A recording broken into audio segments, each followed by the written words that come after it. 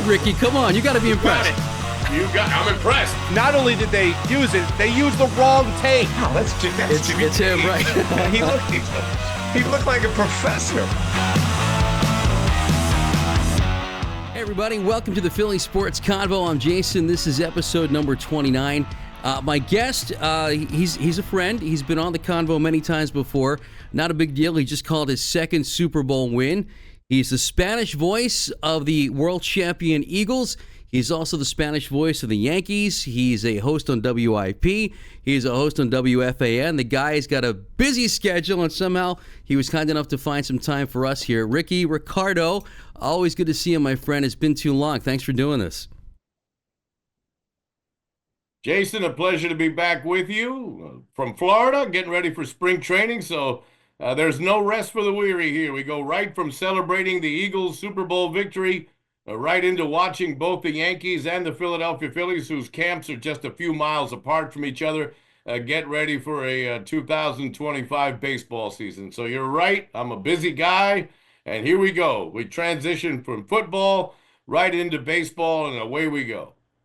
So, Ricky, so you mentioned you go, no rest for the weary. Is there really any off season for you? You're kind of going from football right to baseball, right? You don't get any rest at all. Not much. Between being in New Orleans, pitchers and catchers reported just a few days after we got back.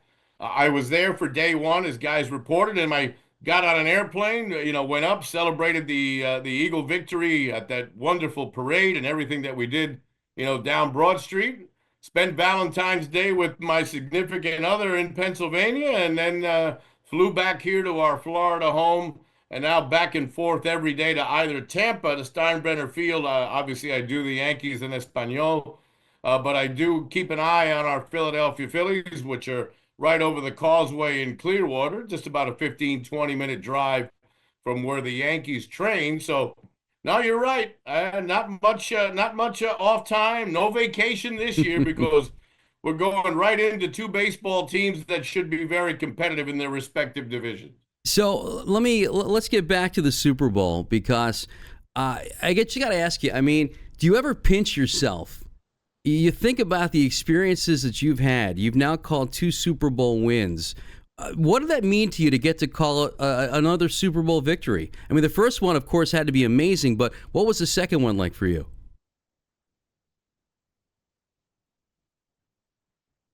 In 2018, obviously, there's nothing like the first time. Now, that was the Super Bowl. You're talking about pinching yourself. I think a lot of Eagle fans also pinch themselves. Jason, there was, and I said this on the radio, there was a certain, je ne sais quoi to that first Super Bowl victory. And what I mean by that was, it was unique. It was the first time. It was a backup quarterback with Nick Foles. You had, the Philly special. The Eagles took down, the New England Patriots, who were the mighty Patriots at the time. Tom Brady involved in that, obviously. But there were so many people, especially at the parade and the celebration, that took the stance of, well, I can finally die in peace because I have seen the Philadelphia Eagles finally win a Super Bowl. Then, a couple of years ago, when we get back to the bowl against these very same Kansas City Chiefs out in Arizona, it was almost as if, well, maybe we're starting to really be part of that club of legitimate Super Bowl contenders year after year. After so many years under Andy Reid of making the postseason, getting to a few, NFC championship games, finally getting to a Super Bowl back in 2004, 2005 against those Patriots in Jacksonville, but losing that, and then having the ups and downs of the end of the Andy Reid era into the Chip Kelly era, them transitioning, with Doug Peterson. That first Super Bowl, it'll be unique. It'll stand out on its own because it was almost as if, let's pinch ourselves. Are we dreaming? Is this for real? The second Super Bowl, you started to think, well, we really are one of the big boys now. We belong here. And to be honest with you, Jason, and I think you agree, we should have won that game. All right, the Eagles were ahead at halftime. No doubt. Yep. It was I'll say a comfortable lead, but one that they should have held on to. And if you want to blame the refs, but look, the bottom line is we lost, and then to start the following season as well as we did, and having the collapse that happened, and being eliminated by the Tampa Bay Buccaneers, then you started to kind of scratch your head a little bit and say, are we for real or not? But then this year, it's almost a 180. We started with question marks, going 2-2. You get back from the bye week, an unimpressive, let's be frank, an unimpressive win against the Cleveland Browns, who end up being now the number 2 draft position. That's how bad they were. But you beat the Browns. Barkley wasn't really special that day. But to reel off the wins that they did, the only loss for the rest of the season being the one down in Landover, right, the day that Jalen Hurts gets injured and C.J. Gardner-Johnson gets thrown out of the game, and it's against the very guy that replaces C.J. that they throw the winning touchdown pass against. This is a magic carpet ride like no other. But what this tells me, Jason, is that the Philadelphia Eagles organization, who I think top to bottom is the model organization in all of professional sports, not just the NFL. I'm talking all of professional sports. Because I dare anyone tell me who's a better owner right now than Jeffrey Lurie? No one. Who's a better general manager right now than Howie Roseman? No one. I can't think of any. Who's got a better scouting staff than the Philadelphia Eagles? No one. Yeah. Who's got a better top to bottom? This Super Bowl victory was earned. We were on the same level as the Kansas City Chiefs. We beat them. We beat them handily. And we beat them in a way where there is no fluke anything to this. There's no pixie dust, no miracle, no pinch yourself, no, I can die in peace now. This was earned because we have reached the pinnacle of what an organization should look like from top to bottom, and it was shown to you on the field against those very same Kansas City Chiefs. Yeah, that was very well put, Ricky. I couldn't have said it any better myself. But, you mentioned the first time, and you alluded to the fact that a lot of Eagle fans thought it would never happen. That brings me to a moment that I had with my dad, okay, when the Eagles won the Super Bowl in 2017 season, but early 2018. My dad and I had a hug after the game that I will never forget. My dad's still here, but one day he won't be, and I'm always going to remember that. We had another hug after Super Bowl 59. I wanted to ask you, because I heard you on Sunday night talk about the fact that your son was in the booth with you. He was your spotter for Super Bowl 59. How special was that to share that moment with your son? Well, he was also in the booth in 2018. Okay. Now, he wasn't spotting that day. He was an amateur photographer at the time because he's now 24, so he was only 17. Right. Still in high school at the time, but was about to go major in college as he did and got his degree in audio, visual, and photography and filmmaking and things of that nature. So the first Super Bowl, when he was right behind me with a camera, this one he was right next to me, helping out with spotting and still taking some more pictures and doing all kinds of stuff. He was the E-man, the everything man. Love it. For this Super Bowl. But he's grown up an Eagles fan. He's grown up an Eagle fan. It's really the only team he follows. He's not a big baseball guy, not a big basketball guy. His thing is the Eagles.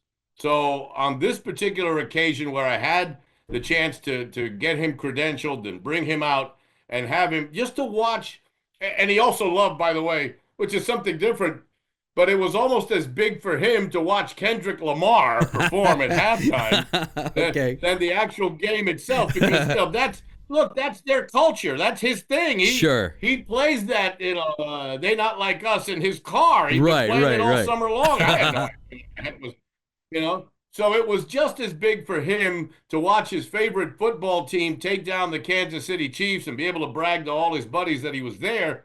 But at the same time, something that for me personally, take it or leave it. Actually, I went and took a walk during halftime just to go get a beverage and talk to some of the writers and stuff.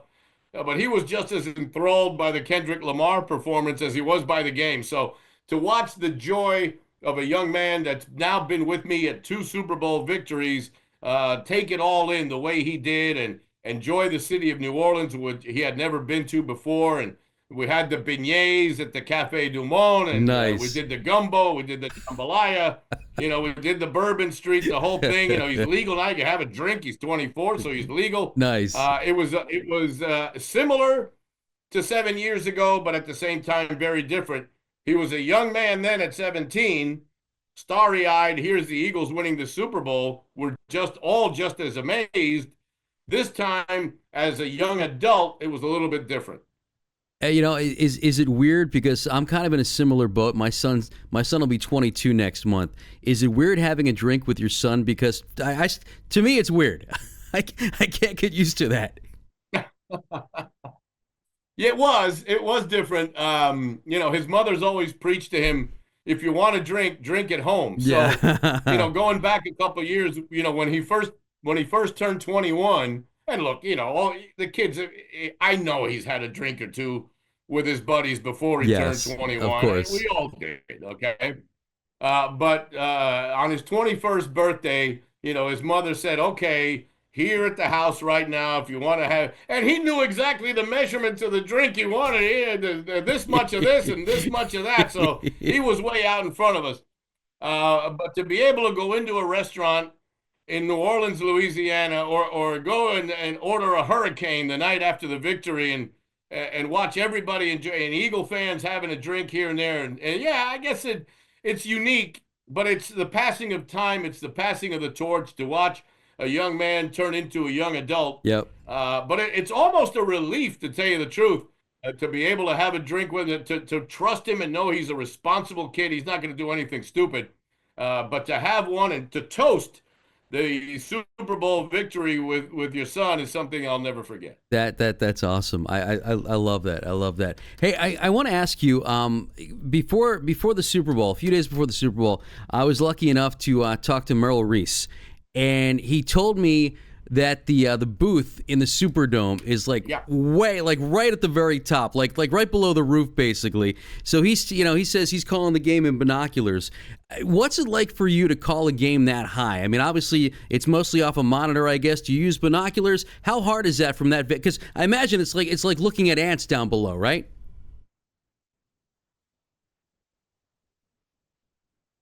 Well, for us, we were not on the same level as Merrill was. Oh, okay. Got it. What Okay. they did was, and this is they've done this now for every Super Bowl, for the foreign language broadcast. Even though I am the Eagles' official Spanish broadcaster, but everything that's not in English gets put down on the concourse. What they do is they create these makeshift broadcast booths.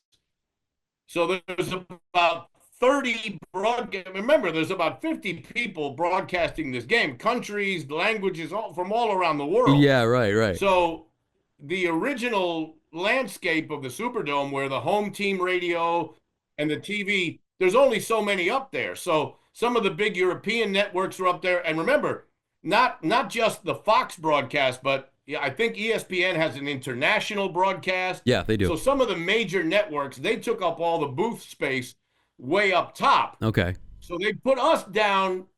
Now Merrill was at the 50-yard line. We were more or less down about the 20-yard line, and we were on the second level. So it was a different kind of difficulty, type of angle for me, because yes, we were lower, but lower in football does not usually mean good. I'd rather be higher with a good spotter. Yep. And binoculars and a monitor, instead of being on the concourse, it's not built for broadcast, and the angle was a little bit strange. Now, luckily, we did have a monitor that was close by. I had my son as a spotter. I had my usual spotter. One guy was spotting each team and telling me, okay, you're going to look after the Eagles. You're going to look after the Chiefs. So I had two voices in my head making sure that I had the right guy, because it's very, very difficult at the angle where all the foreign language booths are put to be able to see things clearly. It's not like at Lincoln Financial Field, where it's absolutely perfect. I'm at about the 40-yard line. I'm just a few feet away from Merrill Reese, and we have basically the same angle. But for the Super Bowl, we fall under the category of foreign language broadcasts. So I was nowhere near Merrill. He was up on the 7th floor. I was down on the 3rd floor, which is the concourse at the Superdome. Yeah. We had very different broadcast angles. I don't know which one of the two was worse. Yeah, I kind of I see what you're saying, that it probably is better off being high, so you can kind of get a better vantage point with a spotter, because at a weird angle. I mean, when you're a broadcaster, when you're calling a game, you're supposed to call what you see, and if you can't see it, how do you call it? I mean, that's got to be difficult sometimes. Right. Yeah. Well, we're kind of used to it. There are several stadiums around the NFL. For example, one of the newest and most beautiful buildings in the NFL is SoFi Stadium. Right. And Merrill Reese will tell you himself that and Washington are the two worst broadcast angles in all the National Football He League. mentioned that to me, actually. Locations in these new, yeah, the prime locations in these new stadiums are taken up by suites to maximize the revenue. Yeah. So Merrill can't stand SoFi. The angle we had for years in Washington at the home of the Commanders down at what used to be FedEx Field. I guess they call it North or whatever stadium now. Whatever company took over the Northwest, whatever the heck the company is. But that's another one that's very difficult for us. But at least in those two places, we're still next to each other. Yeah. For the Super Bowl, Merrill was way up high. I couldn't really communicate with him and Mike quick, and to be able to get into an elevator at halftime and go up to where they are, for them to come down to where I was quite difficult. So I didn't see the guys, after I saw them pregame, I didn't run into my compadres to celebrate and give each other a hug until way after the game. Got it. You know what I wanted to ask you, Ricky? I'm curious. We heard Jalen Hurts. I don't want to get it. I'm paraphrasing here. I don't want to mess up what he said, but he says something along the lines of, the joy of winning the Super Bowl didn't compare to the pain of losing the Super Bowl. What's it like for a broadcaster to call a losing Super Bowl? I mean, how disappointing is that? Is that something that stays with you, almost like it stays with a player? Absolutely. The loss in Arizona stuck with me up until the clock hit zero a week ago Sunday. Wow. That's when I was finally able to really let it go. Okay. I got to be honest with you. Even when we were 10-1 last year and rolling along before the collapse, that Super Bowl loss, the way it happened, the feeling I had, because that night, remember, I'm not taking the charter back to Philadelphia because in the winter I live in Florida, so I'm flying myself back to my Florida home. Sure. Similar situation. I had baseball starting just a couple of days after that game too. Only this time I didn't have to make room for a trip to Philly for a parade. But being in the Phoenix International Airport, surrounded that night by hundreds of Eagle fans that were getting on different flights to connect in different places to finally get back to to where we were going. Everybody going to a different spot, but the pain in everyone's, eyes, the anguish of so many Eagle fans that night in the airport coming to me and asking me, Ricky, what went wrong? What happened? Why didn't we win this game? And going on the radio, on calling WIP, calling WFAN, and trying to explain what maybe I saw or my take on why we didn't win that particular game. That's anybody that's as much in love as we are with our teams. And I think Jalen Hurts might have a very good point there. It's very difficult to gauge what is a stronger emotion, the happiness and just out and out joy of winning, or the anguish and the out and out pain of losing. They're very, very close. Yeah. And I like what he said, that kind of fueled him, because I guess he didn't forget about it either. That Super Bowl loss and I guess the collapse last season also kind of fueled them this season, right? It did, and I think there were a few things that kind of motivated this team. I think they got, number one, I think they got sick of hearing about a three-peat. They didn't want to be the first team to ever, be the victims of 2 out of 3. Seriously. Three-peat be the Eagles, number one. There were several motivating factors, but absolutely, when it was Buffalo, Kansas City, after the Eagles had won the early game on that conference championship Sunday, many people were cheering for the Bills just to change things up a little bit. I Sure. wasn't.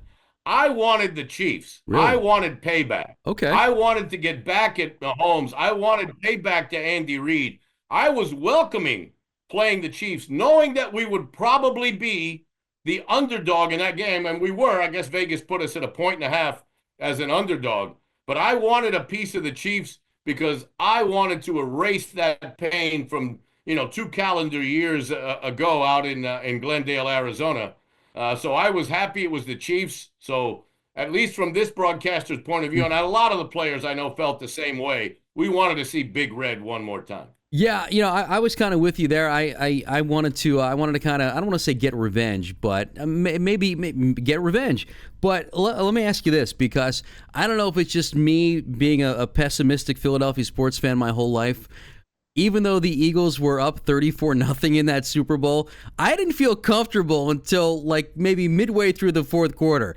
I'm watching the game with my family, and everybody's like, "Oh, it's over," and I'm like, "No, there's still plenty of time. It's not over. They could come back. You never know." What were you like in the booth? I mean, when did you start to feel like, you know what, we have this? No, I tell you, I got to be honest with you. I said to my partner on the air, I said to the guys, I said to everyone that was there, I said, at 24-0 coming out of halftime and the Chiefs were going to receive. And I said to myself, if the Eagles stop them on the first drive of the second half, this is over. Yeah. Okay? That was my honest opinion. Okay. Because what bothered me the most about the loss in Arizona was the adjustments that Kansas City. Remember, the Eagles dominated the first half. Yeah, they were up by 10. Maybe not as much on the scoreboard. They were up by 10, but they had, very similar, had dominated both sides of the ball in Arizona. It didn't reflect on the scoreboard as big as it did here. Right. But what the Chiefs were able to do with halftime adjustments, where basically they kept the ball for, most of the second half. Remember, the Eagles only had maybe 3-4 possessions the most in that second half in Arizona. But I said to everyone, if we stop them on the first drive coming out of halftime, we will take their heart and soul. Now, I'll tell you what, I did get concerned when they converted a first down. Remember, they hadn't even gotten a first down basically in the first half. Right. That's how bad the Chiefs were. Yeah. When they were able to convert, I think it was maybe a 3rd and 7 or a 2nd and whatever it was, but they got a first down. Then I said to myself, all right, I hope that we're not going to fall into this trap again. But after they got the first down of the third quarter, 3 more plays and we made them punt. And when we made them punt, you could tell by the body language of the Kansas City Chiefs coming off the field that they were deflated. And what the Eagles did upon receiving that punt was control the clock. I think they may have killed 6-7 minutes off the clock to, basically, chew up most of the third quarter. Once you got to about 4 or 5 minutes left in the third quarter, and that lead had grown to 34-0, I looked around and I said, boys, there is no way that we're losing this lead. And you could tell the shoulders were slumped on the Eagles. On the Chiefs. You could tell that the Eagles were pumped up. You could, if you looked at Andy Reid from a distance through the binoculars, he and Steve Spagnuolo had a look on their face that they had no idea what to do. They were out of ideas. Okay. They were stumped. By the time the third quarter ended and the Eagles had that lead, and then especially when the Chiefs finally do get their first touchdown, but they blow the 2-point conversion, so it's 34-6 at the time. Yeah. I'm like, no. There is no way that we're going to give this lead up. And, it was window dressing for them to get to 22 points. But, for a Super Bowl, and I've seen plenty of them, maybe the 49ers dominating the Broncos years ago when they scored 55. There have been a few blowouts. There was a time where the Super Bowl's a blowout every year. Yeah. Until they finally became some interesting games.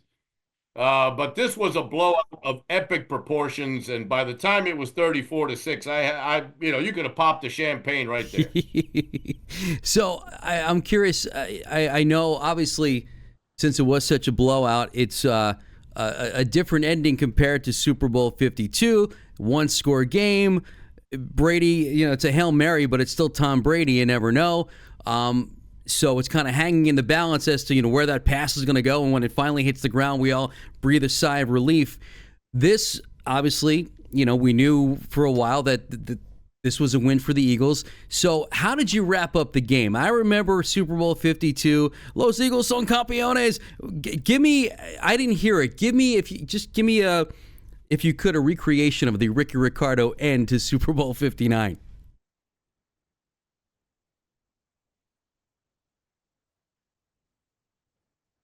Well, I think I may have called. The emotion is never going to be the same as the first one. And as you mentioned, that Super Bowl me, as Brady throws that Hail Mary with 9 seconds left, it took Gronkowski all 9 seconds to get to the end zone because they were at the 40-something yard line. Right. So you kind of knew that was the last play of the game. My worry was that, we all thought about it, my worry was there are two Eagles all over Gronkowski's shoulders as this ball is in the air. And I kept saying, inside my head, I said, don't go crazy until you make sure that there's no flag on the field. Because Good my point. worry was Yep. pass interference in the end zone. The game can't end on a defensive penalty. Yep. The Patriots are going to get the ball at the 1 yard line. Brady's going to score. They're going to go for two, and they're going to tie the game, and we're going to go to overtime. So when I finally saw the ball hit the ground, I waited a split second because I wanted to make sure Gene Steratore didn't put up one of these pass interference, whatever the signal is for pass interference. When I saw Belichick and Doug Peterson both leave the sidelines and come toward each other to shake hands, that's when I erupted.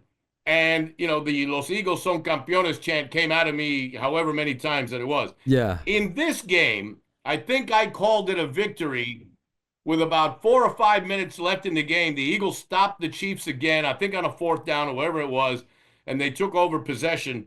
And I watched as the guys on the sideline were preparing Sirianni for the Gatorade bath. And that's when I started to say, but in a much more, I don't know if it's a much more mellow or whatever the term is, a much more controlled delivery, Yeah. that the Philadelphia Eagles were going to be champions. Now, what I did was I waited until the clock struck 0 to go into my diatribe about, for the second time in the course of 7 years, for the 5th time overall in the history of the franchise, because remember, the Eagles had won 2 NFL championships in the 40s. Yep. They won an NFL championship in 1960. 60, yep. So the Super Bowl is just it's a moniker for the NFL championship game. Yep. So in essence, this is the Eagles' 5th NFL championship. So I made sure that I distinguished that it's their 2nd Super Bowl win, but in the history of this great franchise, it's their 5th NFL championship win. And that's when I started, my diatribe about congratulating Jeffrey Lurie, Howie Roseman. Congratulations to all the Eagle fans. All of this in Spanish or Spanglish or whatever, mix of delivery I come up with. But like I said, I basically declared the Eagles the winners with about 4 and change left. Los Eagles son campeones por segunda vez, but in a much more controlled delivery, because it didn't have the same emotion as winning the first one and making sure we won the first one on the last play of the game. There's no way to compare the emotion of both. Oh, absolutely, absolutely. And the question is, so what happens now? Because the Eagles ended a possible, I guess you can call it a dynasty, the Kansas City Chiefs. They did win 2 in a row, and they won 3 in, 4 or 5 years, whatever it was. But a lot of people are saying the Eagles could be the next dynasty. What are your thoughts on that? They have a core that's very, very young. They've got a lot of experience for being as young a team as they are. They've gone through the ringer as far as losing a Super Bowl. you don't really appreciate winning a Super Bowl until you lose one. Sure. So Jalen Hurts has got the emotions of a loss and of a win. You've got guys like Quinyon Mitchell, who steps in as a rookie and basically becomes a shutdown cornerback. You have so many young players. Cooper DeJean gets, his first interception of the season. When? In the Super Bowl, And it's a and pick it's a pick six. six. Yeah.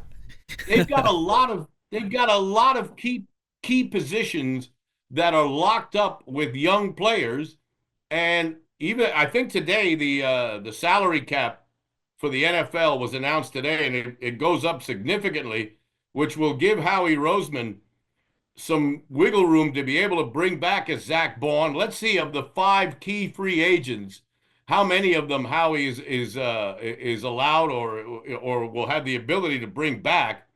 But it's a very young roster, yet very experienced at the same time. And the positions in which they may lose a guy, for example, if they lose the right guard, all right, this is a guy that got drafted as a tackle by the New York Jets, and they've got Tyler Steen, ready to fill in at right guard if he chooses to go, into free agency. Mekhi Becton, of course, is who I'm speaking of. Sure. So I think the Eagles have solutions. Kenny Gainwell, who had a big tackle in the game, and in a very quiet way, Kenny Gainwell was a big contributor and has been since he got to the Eagles. If he leaves, which I don't see why, his projection by Spot Track of salary might be about $1.5 million, $2 million. I think the Eagles could get him in. But if it's a Milton Williams or if it's a Josh Sweat, the Eagles have a lot of draft capital.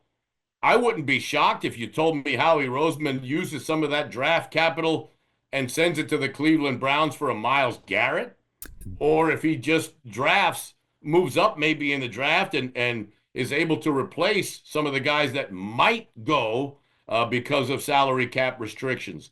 So I think the Eagle immediate future is very, very bright.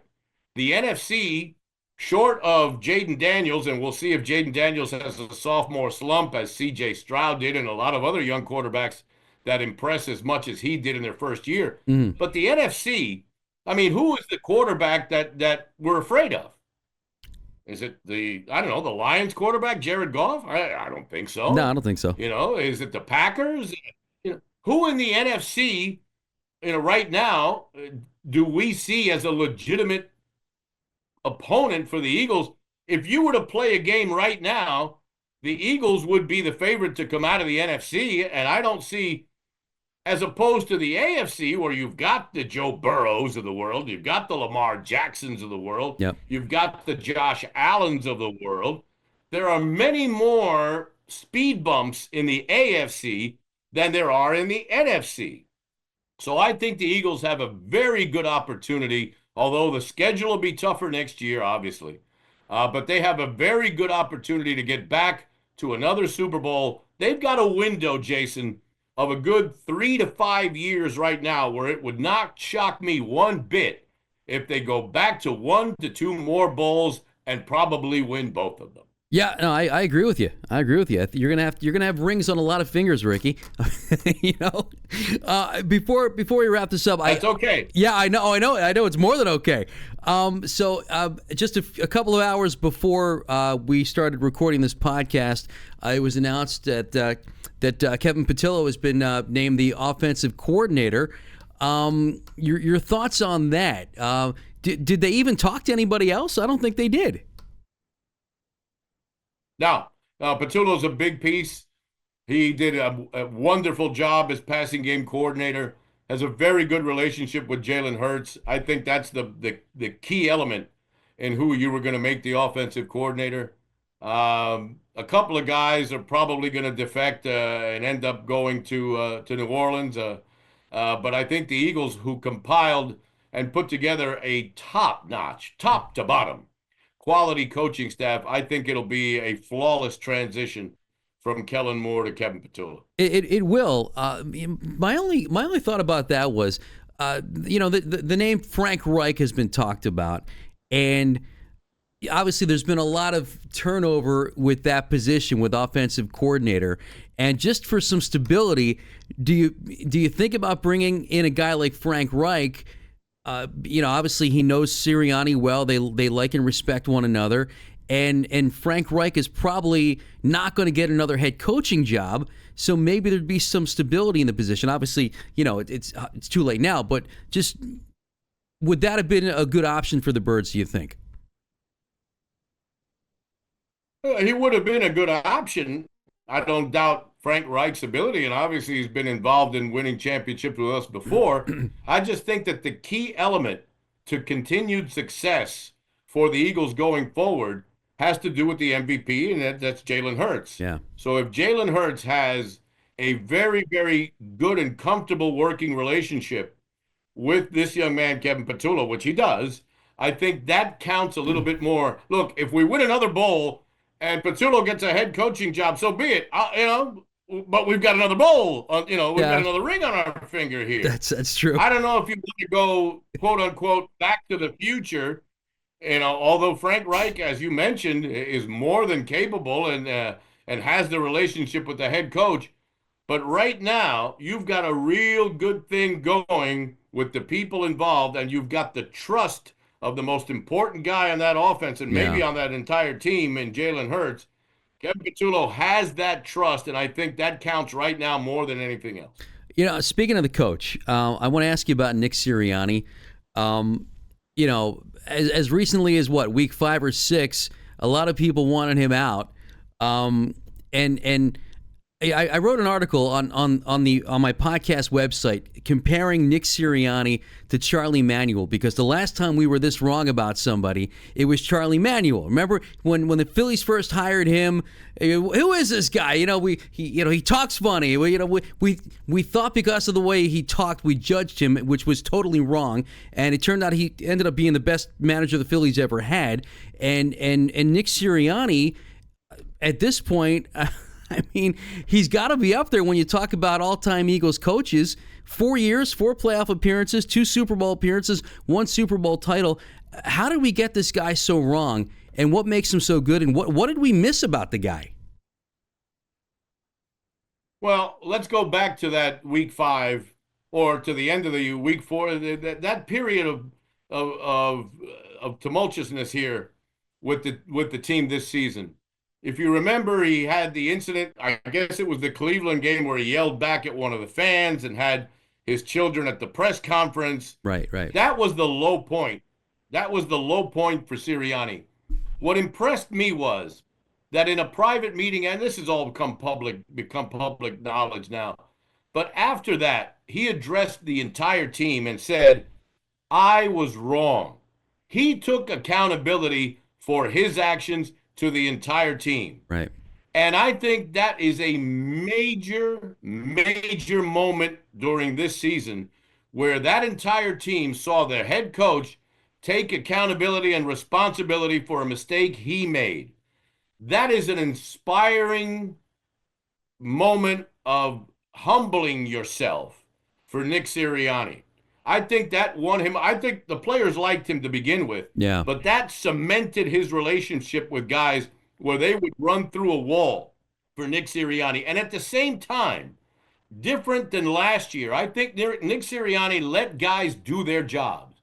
He brought Kellen Moore, he and Howie, Jeffrey, whoever made the final decision, but they brought these 2 veteran coaches in to do a job. And Sirianni allowed them to do what they were brought here to accomplish. Vic Fangio took control of the defense. Kellen Moore took control of the offense. He was the overseer of everything, and he let guys do their job, but at the same time was the front man and took the brunt of the negativity when it was a very tumultuous time in the season, as I mentioned, after week 4. He took the brunt of the criticism, expressed that to his team, his accountability personally for his behavior, and allowed these people to do what they do. And everyone did their job to the best of their ability. And the proof is in the pudding. They only lose one more game the rest of the way, which was disputable. And obviously, we're a full job of Nick Sirianni humbling himself. Yeah. Didn't have to, because as you mentioned, his winning percentage through the roof, 2 times to the Super Bowl in 4 years. But even with all that as collateral for himself, he humbled himself in front of the organization, in front of the team, and I think that won him a grand amount of extra respect. All right. I got one more question for you, Ricky, because as always, the time goes by quick when we talk. You talk to New York sports fans because you do a show on WFAN in New York. I'm curious what Giant fans had to say about the Eagles winning the Super Bowl, about Saquon Barkley. I have a couple Giant fans that are friends, and it's one extreme or the other. It's, oh, the Eagles suck, I hate them. And then I have another friend who's a Giant fan who's like, you know what? I'm happy for Saquon. What are New York sports fans saying? I'm getting the same thing. It's basically 50-50. Now, right up until the Super Bowl, it was 75-25. I hate the Eagles. It doesn't matter. Once they saw Saquon with the trophy in his hand and the dust has cleared, then a certain percentage of Giant fans that were Saquon haters and Eagle haters came around. And in the end, and I was just on this past weekend and discussing this past weekend, the reaction was more for every Saquon hater and Eagle hater, there was a Giant fan that came around and said, you know what? He really was a great Giant. We didn't do right by him. So I'm kind of glad he won now that all is said and done. So I think during the season, it was much more heavily weighted towards, forget Saquon. Tiki Barber said, you're dead to me. That's right. I forgot about that. So it was much more Yes. of that. In the end, now that all is said and done, and Giant fans were able to see him holding up the Lombardi Trophy. Many of them, not all of them, but a big percentage of them came back down to earth and kind of were happy for Saquon. Maybe not for the Eagles, but maybe happy for Saquon Barkley. Yeah, it's funny. This one friend of mine, actually, you're a radio guy, a former program director of mine. Actually, you may know the guy. Do you know Bill Schultz? Sure. Bill Schultz worked with Bill Schultz at Hot 97 for many years. Yeah, okay. So Bill Schultz was a program director of mine at 95.7 Ben FM here in Philly. And when I worked with Bill at Ben FM, that's when the Giants played the Patriots in the Super Bowl. When the Patriots were going for the undefeated season, they were 18-0, but then they lost to the Giants in the Super Bowl, the Tyree helmet catch and all that. And I told Bill, I'm like, listen, okay, because Bill said to me he's happy for Saquon.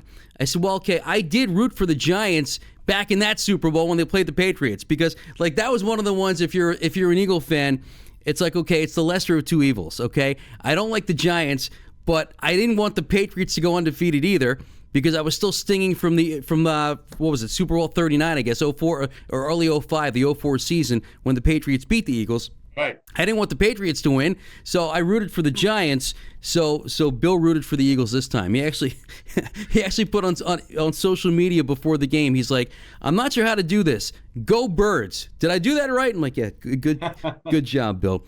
Listen. Well, Bill and I go back long enough. Yeah. Bill and I worked together when the Giants beat the Buffalo Bills. Wow. Okay. In Tampa. That's going back. Yeah. Okay, wide right in the early 90s. So Scott that's how Norwood. far back him and I go. Yeah.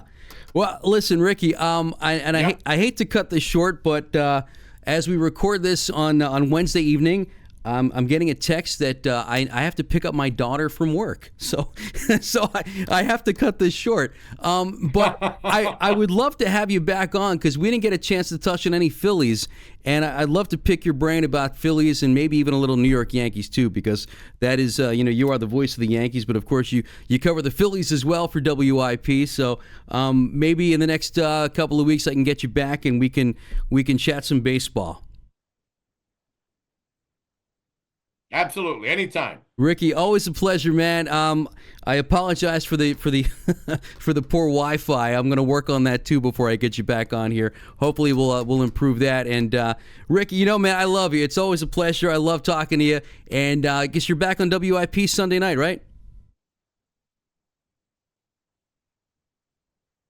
Every Sunday night, God willing, we'll be there. We'll be on WFAN a little bit earlier on Sundays and on Saturdays too. So you're right. I'm a busy guy, but there's a lot to talk about with football wrapping up. You know, we talk Eagles all year long on WIP, and on WFAN, you'll get the best coverage of Yankee baseball as it's a big season. Look, in the past calendar year, 2 calendar years, I've broadcast 2 Super Bowls, won one, lost one, and a World Series with the Yankees against the Dodgers that I lost also. So, you know, I got Eagle rings on one hand, and now I'm looking for a World Series ring on the other hand. Let's see where we end up. We got to get you a baseball ring. Got to get you a baseball ring. Rickie, thanks, buddy. We'll talk soon. I look forward to doing this again with you. Anytime, Jason. My pleasure. And thank you for watching and listening to the Philly Sports Convo. We'll talk to you next time.